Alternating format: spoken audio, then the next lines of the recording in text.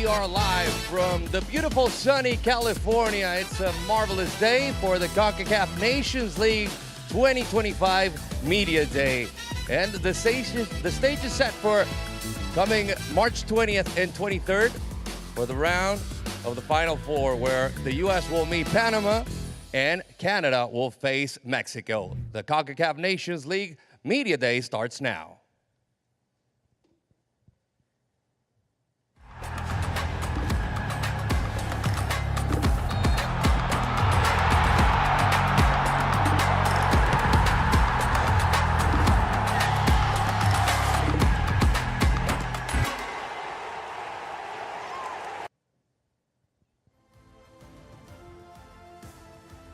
Hello and welcome. I'm your host, Rodolfo Landeros, and we are inside the marvelous SoFi Stadium in Inglewood, California. This will be the fourth Concacaf Nations League edition of the tournament, and the matchups for the 2025 CNL semifinals are United States against Panama and Canada against Mexico. The matchups were determined based on their quarterfinal results. The Concacaf Nations League Finals provides an important opportunity for these national teams to compete at a high level for this beautiful trophy and continue their preparations for the 2026 FIFA World Cup. All four national teams have been automatically qualified for the 2025 CONCACAF Gold Cup, and the United States has won, as you all well know, the previous editions in 2021, in Denver, Colorado, 2023 in Denver, in Las Vegas, Nevada, 2024 in Dallas, Texas, and along with the Gold Cup, this Nations League final will be the last opportunities for Mexico, U.S., and Canada to participate in an official competition before the arrival of the 2026 FIFA World Cup. This marks also the first time that SoFi Stadium will host the CONCACAF Nations League finals. National teams will aim to bring their best players to compete for the CNL trophy and represent their country to the highest level. We will be joining today by representatives from all teams and Secretary General from CONCACAF, Philippe Mojo. Canada, Mexico, and Panama will aim to lift their first CNL trophy, while the United States will look to defend their title and extend their streak. Jesse Marsh, Javier Aguirre, and Mauricio Pochettino will participate in the Nations League for the very first time, where Thomas Christiansen from Panama will return for the third time. Joining us now, the CONCACAF Secretary General, Philippe Mojo. Let's receive him with a warm welcome.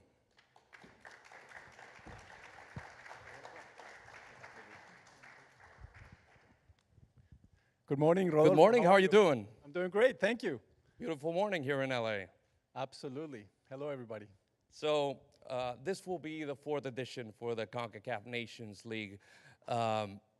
Just how has the Nations League transformed football in the regions of our men's national football?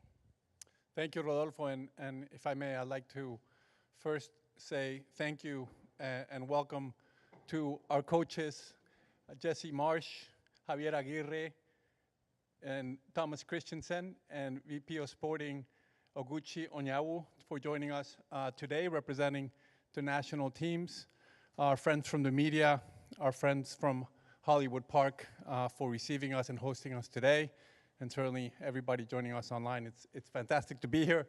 Fantastic to be here with this great Nations League trophy. And to answer your question about how has the Nations League transformed football on the national team side for CONCACAF, I don't have to take you back too long when Nations League didn't exist, going back to before 2018, when most of our member associations out of the 41 that we have were not playing on an ongoing basis competitively. They would be playing World Cup qualification, which came around every 3 to 4 years, so they didn't really have the opportunity to compete on a consistent basis. And as the governing body of the sport, working with our federations to grow the sport across the North, Central America, and the Caribbean, we need to provide the opportunities for competition. And if there's no competition, it's hard to develop. So Nations League has given us that great opportunity.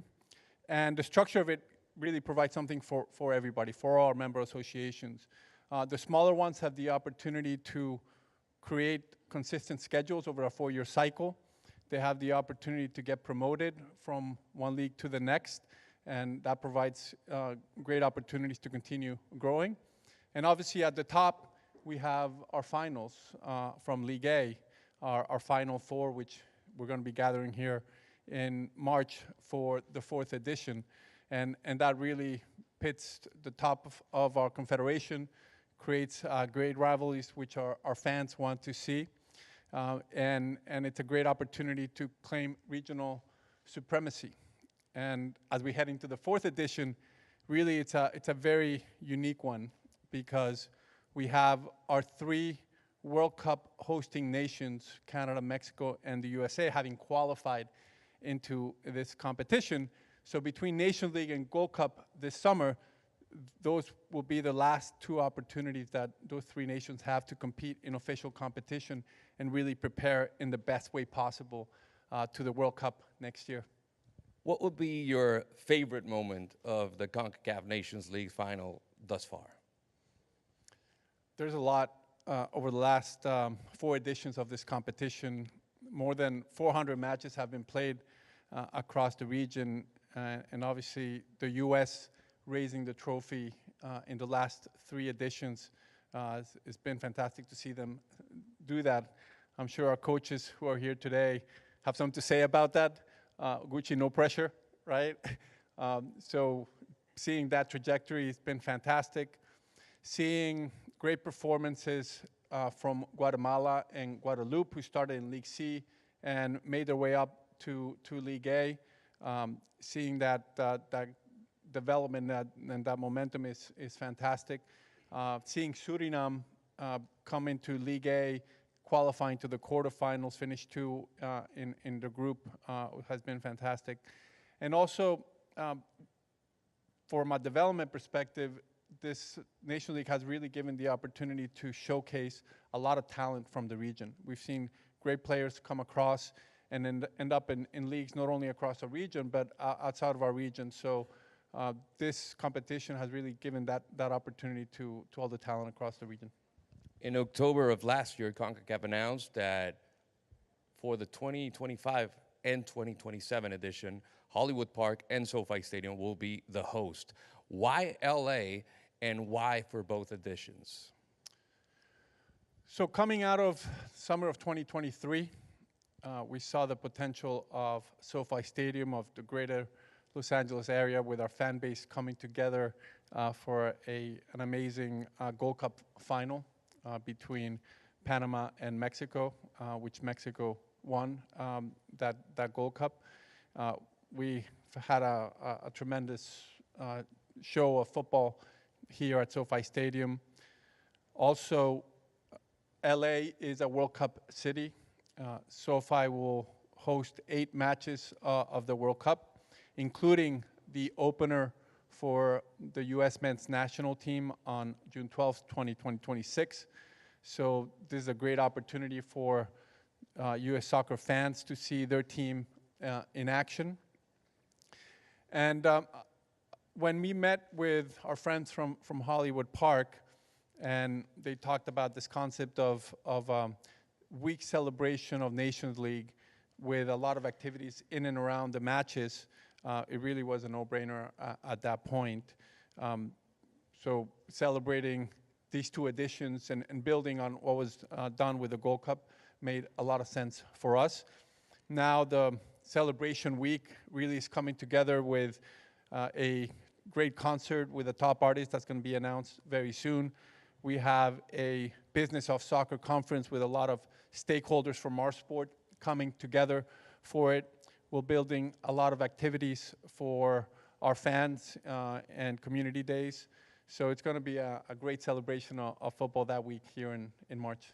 This tournament and Gold Cup as well will be the last time for official preparation for Mexico, Canada, and the United States that will be hosting the 2026 FIFA World Cup. From a Concacaf perspective, just how will these 2 tournaments contribute to their preparations?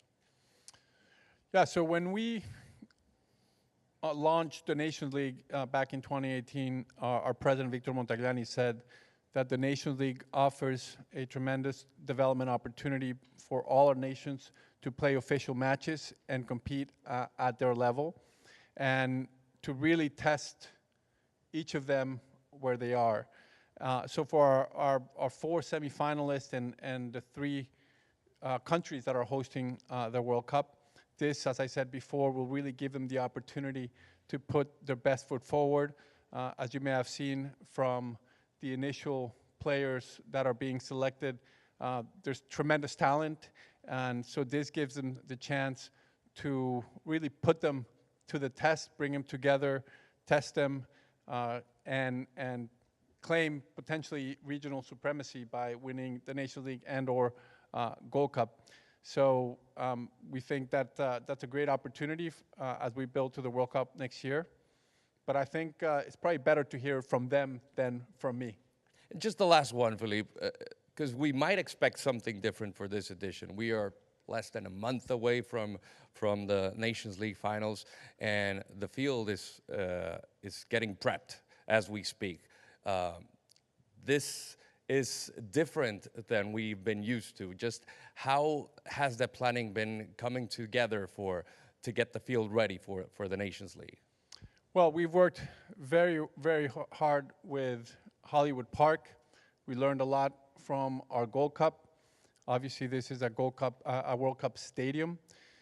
You see the work that's being done. We're working with top field companies that work on ensuring that the quality of the pitch is at its best. The farms that we're working with as well for the installation. So it's all coming together really well. We know it's going to be in top condition, and we're really excited about it. Can't wait. Well, Philippe, thank you very much for your time, and it's a pleasure to be talking with you. Thank you, Rodolfo. Thank you again, everybody.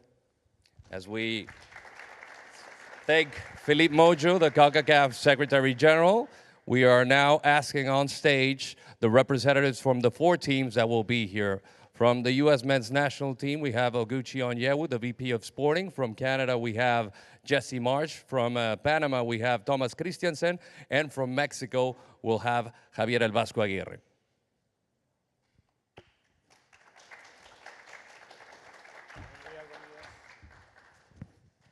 Congratulations to all. Felicidades. Bienvenidos.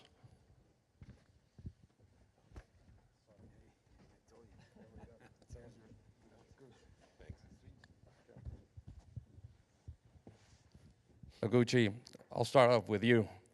Well, you got to start off with me, but it's okay. So, obviously, things got excited bringing Mauricio Pochettino. Just how has the whole transformation been come to be a part of this U.S. men's national team and obviously being host for the 2nd time of the World Cup? Yeah. First of all, thank you. Good morning. And I just wanted to say congratulations to the other 3 teams that are going to be in this competition.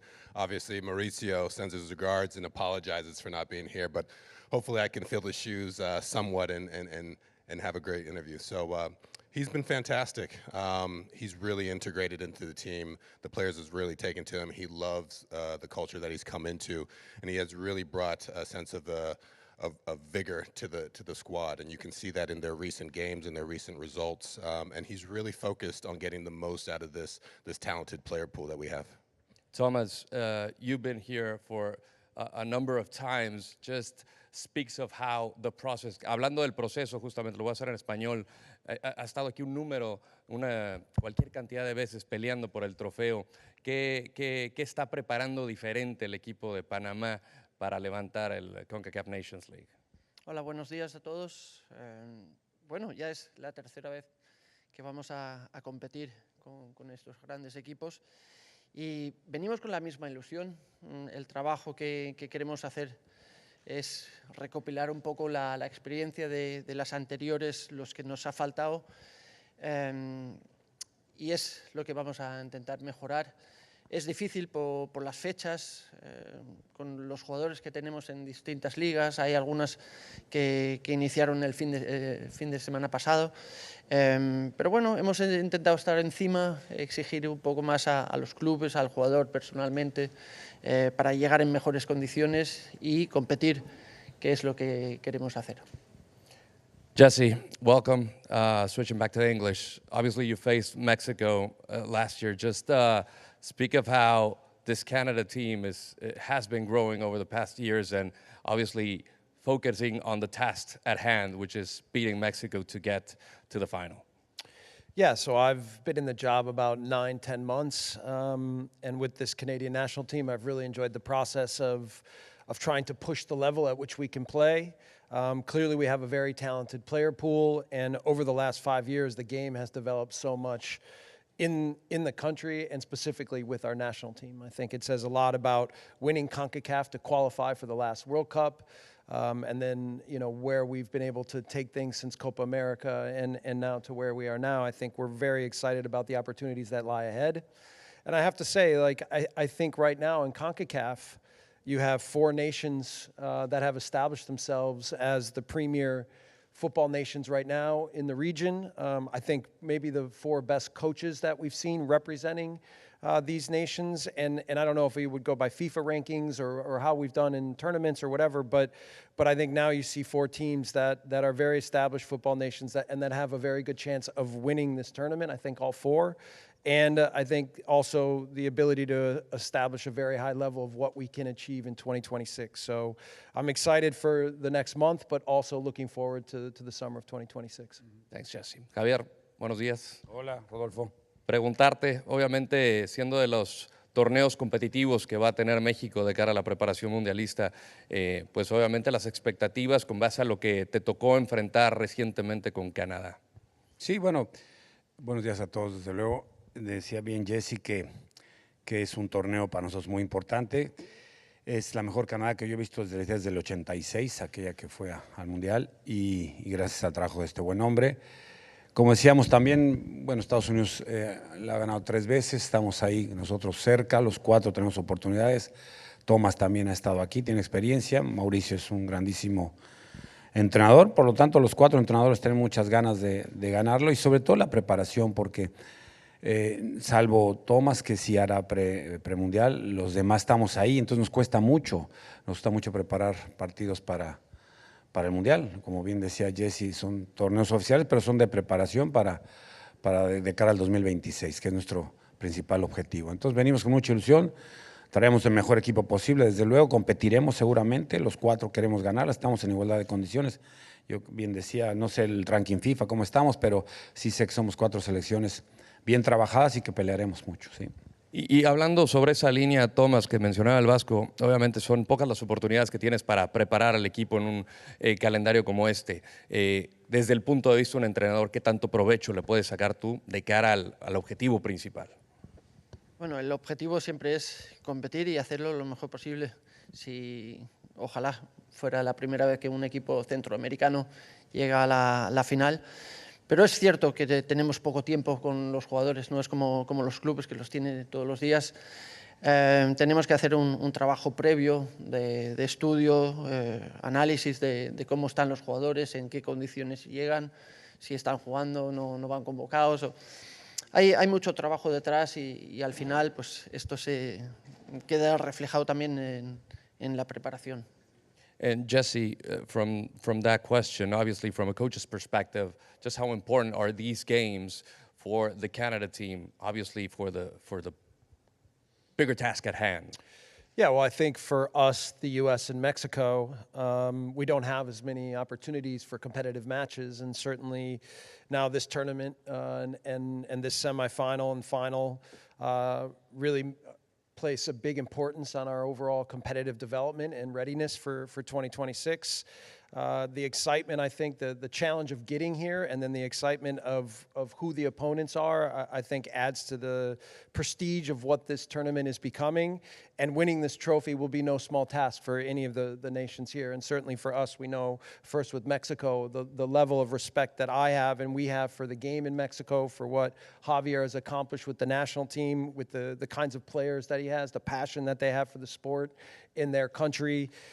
We know in all ways that this will be a major test, one that we're frankly very excited about. You know, I think we need for our overall development and with an eye on 2026, we need to be in these kinds of matches to test ourselves, to test our teams, to make sure that we're prepared and ready for everything next summer. So I'm really excited, really respectful of all the opponents, and yeah, we're really looking forward to this tournament. And Oguchi, this, like Felipe mentioned, the U.S. will be hosting their opener in this beautiful SoFi Stadium. Just what it means to be out here, you know, about to be a part of another World Cup, now in the sporting side of things, but in a world-class stadium like SoFi.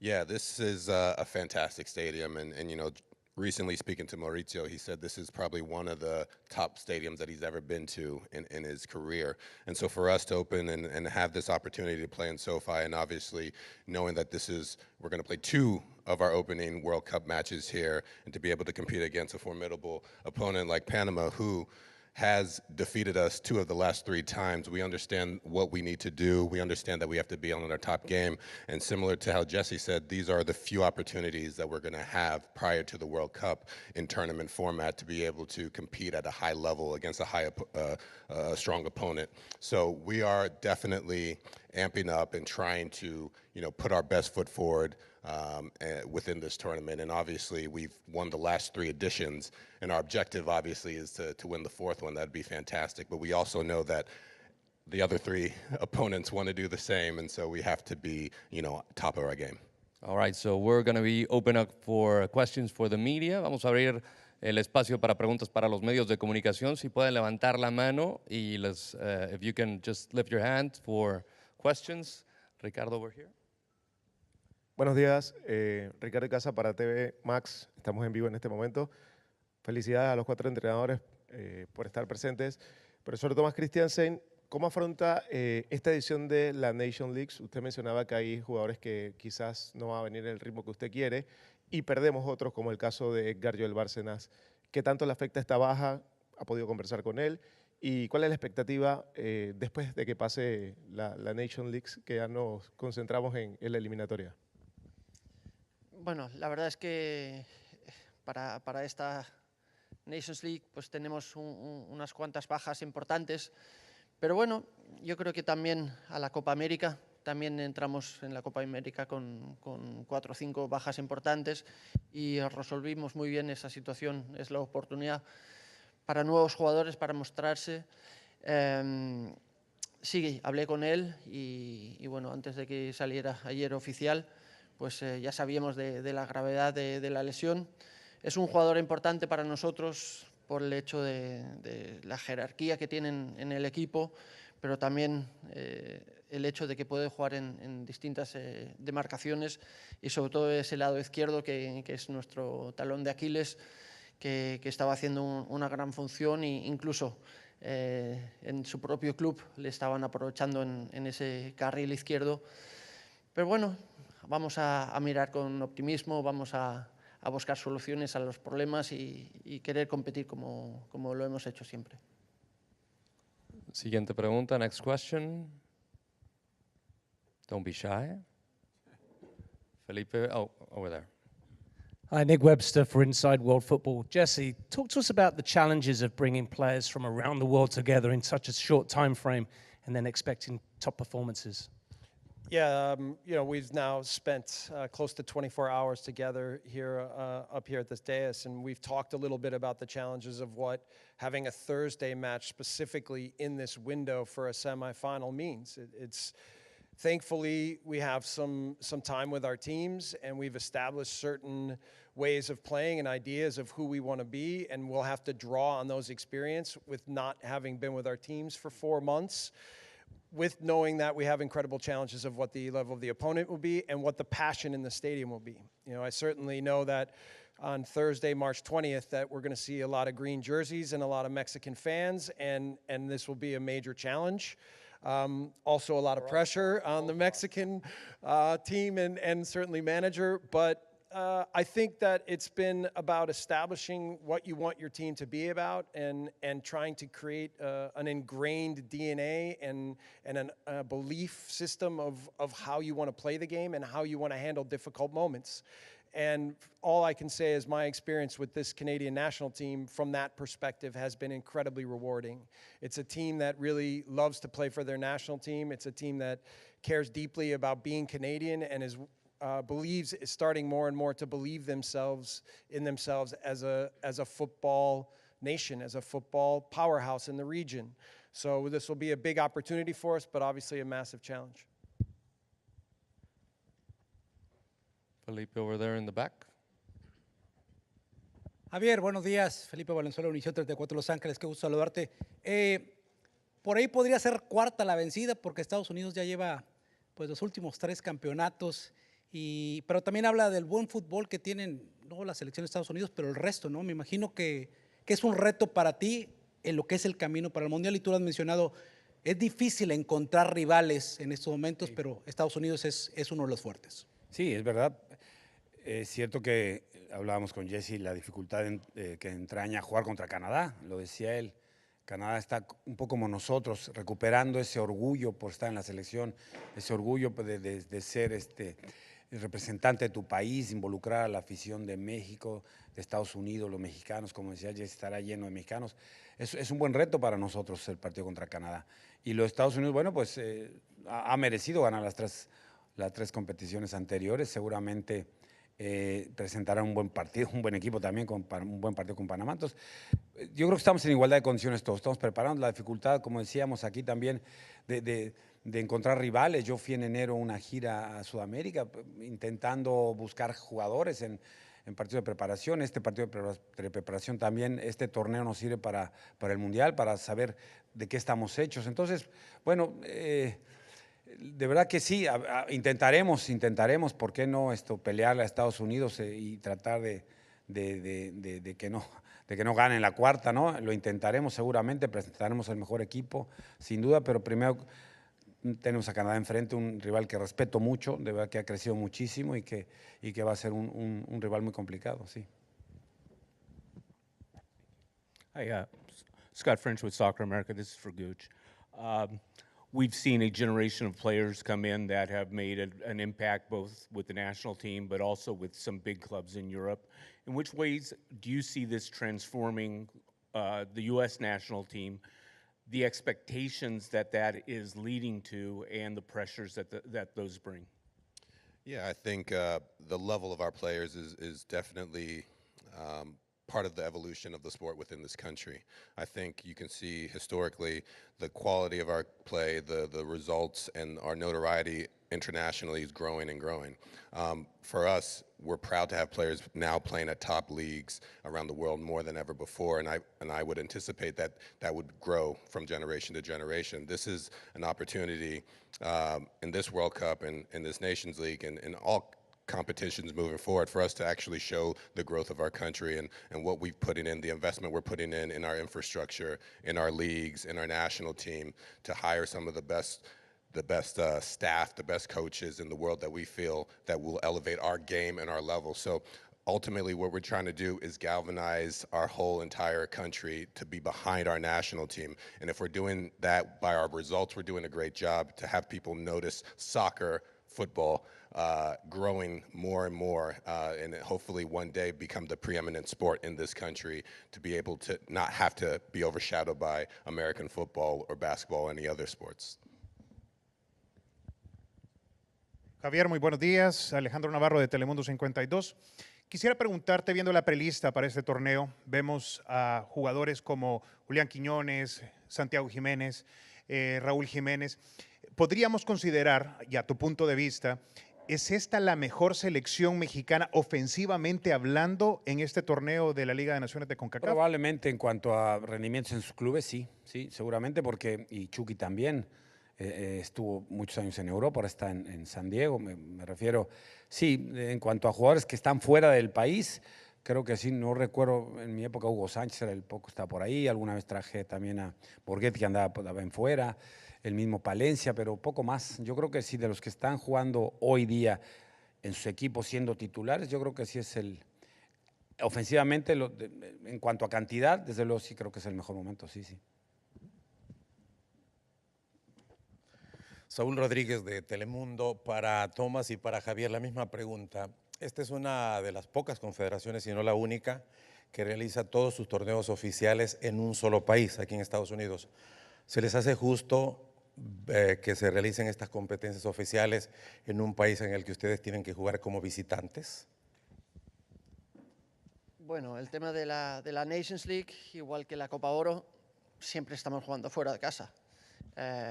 No es el mismo caso de México, que prácticamente esta es su segunda casa. La última vez que estuve en este maravilloso estadio fue en la final de la Copa Oro y creo que había 70 y tantos mil mexicanos y 2.000, 3.000 panameños. Así que ahí tienes la respuesta, es como jugar fuera de casa.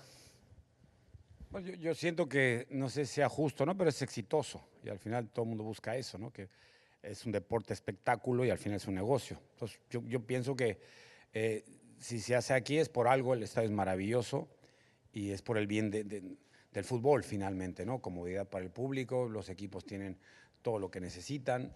Al final de cuentas es el bienestar de todo el mundo, ¿no? Y es bien cierto y es innegable que hay mucha afición mexicana o de origen mexicano en estos rumbos y para nosotros evidentemente es un gran apoyo, pero al final somos 11 contra 11, estará el árbitro para juzgar y aplicar el reglamento y ahí es donde no cuenta nada, todos estamos por igual. Any other questions over there in the back?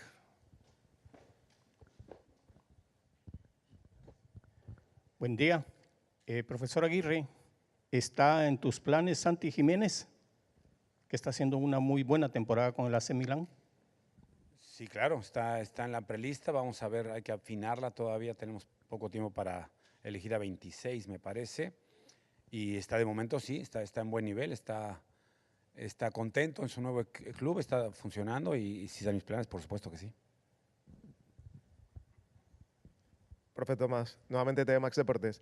Preguntarle, sé que no va a mencionar nombres, pero ante las ausencias, por lo menos en el primer partido de Fidel Escobar por la tarjeta roja que trae, quizás Andrade no llega tampoco porque todavía no está jugando, no ha tenido ese ritmo para volver a la selección. ¿Vamos a ver nuevos nombres en la convocatoria en zona defensiva o va a tener que tirar nuevamente del carro de otros jugadores que en los últimos meses tampoco han sido tan regulares?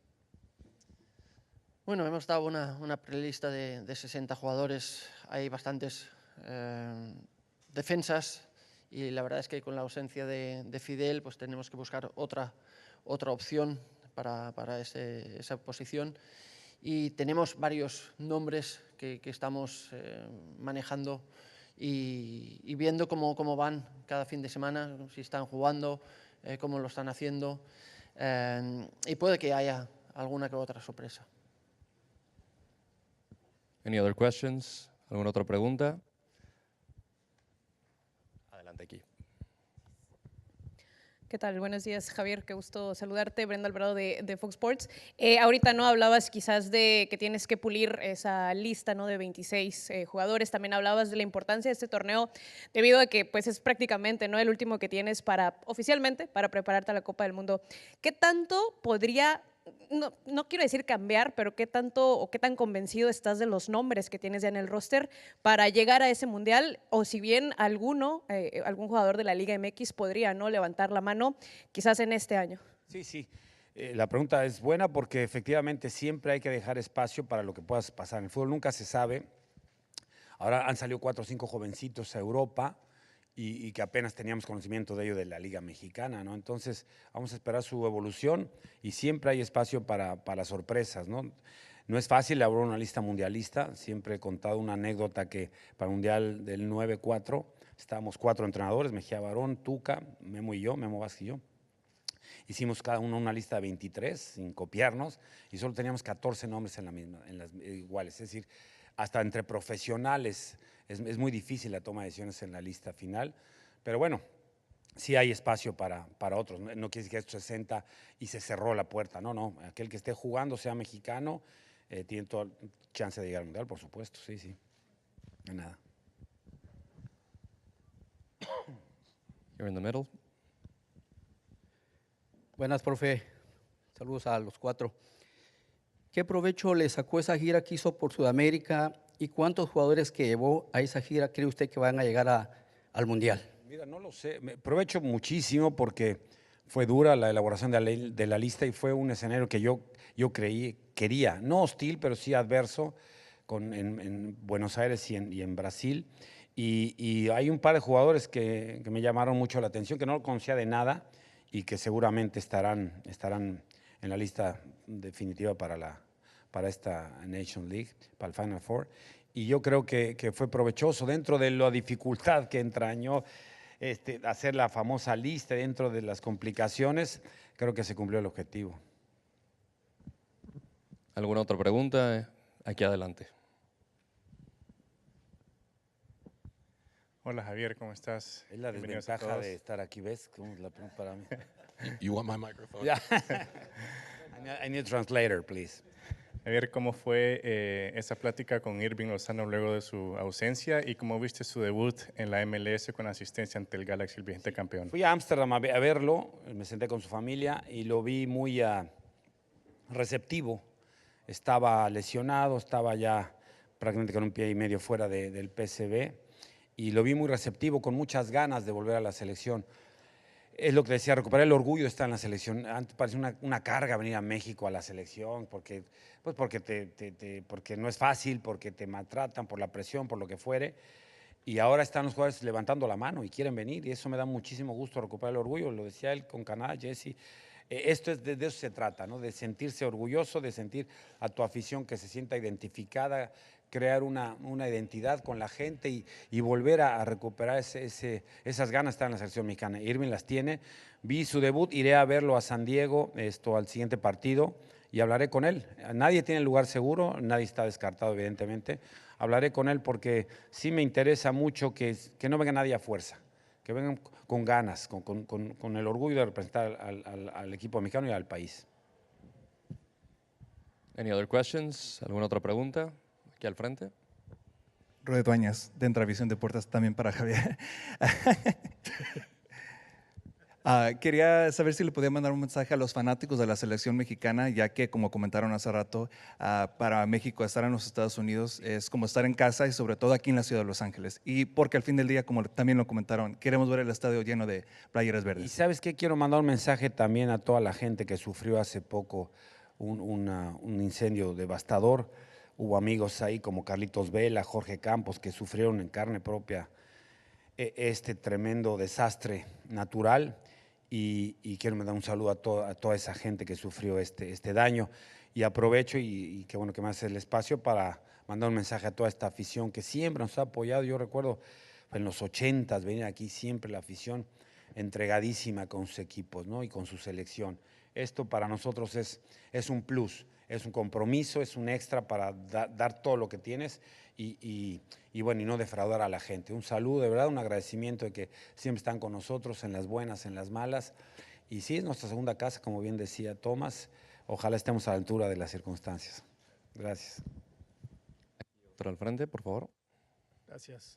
This one's for Jesse. Jesse, we just saw the hockey game between Canada and USA. It was crazy a couple of weeks ago. So for you being an American and coaching the Canadian team, during all this political stuff happening right now, how comfortable are you with this? These international tournaments for Canada mean something different now. And, you know, as an American, I'd like to address the 51st state discourse, which I find unsettling and frankly insulting. Canada is a strong, independent nation that's deep-rooted in decency. Really. And it's a place that values high ethics and respect, unlike the polarized, disrespectful, and often now hate-fueled climate that's in the US. And look, Canada values a lot of fairness and unity. It's a place that I've learned as the national team coach where people really believe that their differences make them stronger. And honestly, it's one of the things that I've enjoyed the most about our team is that they exemplify this as human beings and as a team. And look, they're almost all first and second generation Canadians coming from different heritage and cultures, but they uniquely are incredibly proud to be Canadian. to represent their country, to give everything to each other, and the love that they have for each other and playing for their country. And to me, this sounds very familiar to years past, right? So for me right now, I couldn't be prouder to be the Canadian national team coach, and I found a place where that embodies for me the ideals and morals of what not just football and a team is, but what life is. And that's integrity, respect, and the belief that good people can do great things together. And so if I have one message to our president, it's lay off the ridiculous rhetoric about Canada being the 51st state. As an American, I'm ashamed, right, of the arrogance and disregard that we've shown one of our historically oldest, strongest, and most loyal allies. But one thing's for sure, okay, when I look forward to a month from now, is I know that this will fuel our team. The mentality we have, the will we have to play for our country, the desire we have to go after this tournament in every way and to show on and off the pitch exactly what Canadian character is. So obviously I really look forward to the challenge of playing Mexico, but the tournament as a whole, and I guarantee that our team will be ready.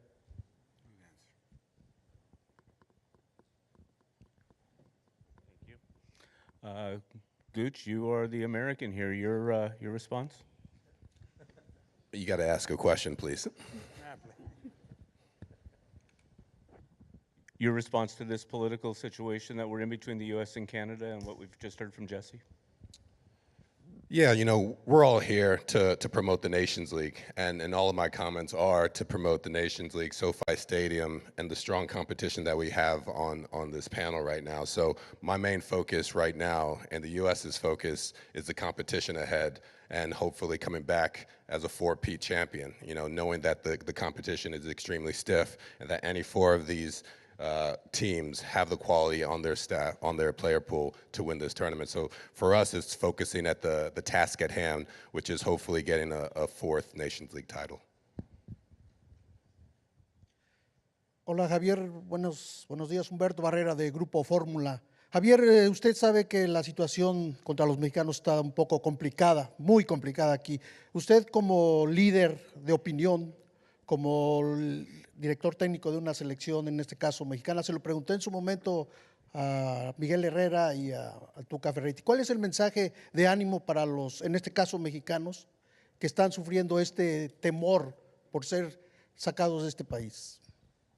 Bueno, como bien decía Gucci, hay que centrarnos en el tema deportivo, evidentemente. La pregunta de Canadá, Estados Unidos, la circunstancia que Jesse es americano, de Estados Unidos quiero decir, no quisiera yo entrar en un terreno que no me compete, que no me pertenece y que no es motivo de esta reunión. Siempre, desde que recuerdo, llegué hacia el fútbol hace 50 años, 50 en el 75, llegué a la América y 2 o 3 años después ya venía a Los Ángeles a jugar. Siempre el mensaje es de agradecimiento, ¿no? El apoyo se da en el terreno de juego, que se sientan identificados con lo que ven. Yo soy hijo de inmigrantes también. No es fácil dejar a tu país en busca de una mejor vida para los tuyos. Y no es fácil, yo recuerdo a mis padres también haber sufrido el tema de la posguerra, en fin. Y esto sucede aquí, entonces yo me identifico mucho con esta gente que vino buscándose la vida, el sueño americano y siempre con respeto y agradeciendo el apoyo. Lo hago desde hace, ya dije, casi 50 años y lo seguiré haciendo. Gran respeto para aquellos mexicanos e hijos de mexicanos y nietos de mexicanos que están aquí, que nos apoyan y que por lo menos darles una alegría ese día, ¿no? Entonces, lo demás para mí no tengo capacidad para hablar de ello ni autoridad. Aunque para mí es el Golfo de México, evidentemente, ¿eh? By the way. Agreed. Any other questions? ¿Alguna otra pregunta? Well, thank you very much, everybody, for being here. Oguchi, Thomas, Jesse, Javier. Good luck on March 20th, 23rd, and can't wait to see you, all your teams on the field. Thank you very much. Thank you.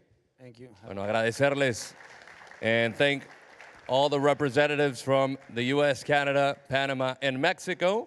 And be sure to tune in on March 20th and the 23rd for the Concacaf Nations League Finals 2025 here in Inglewood, California at SoFi Stadium. Thank you very much. Have a great day.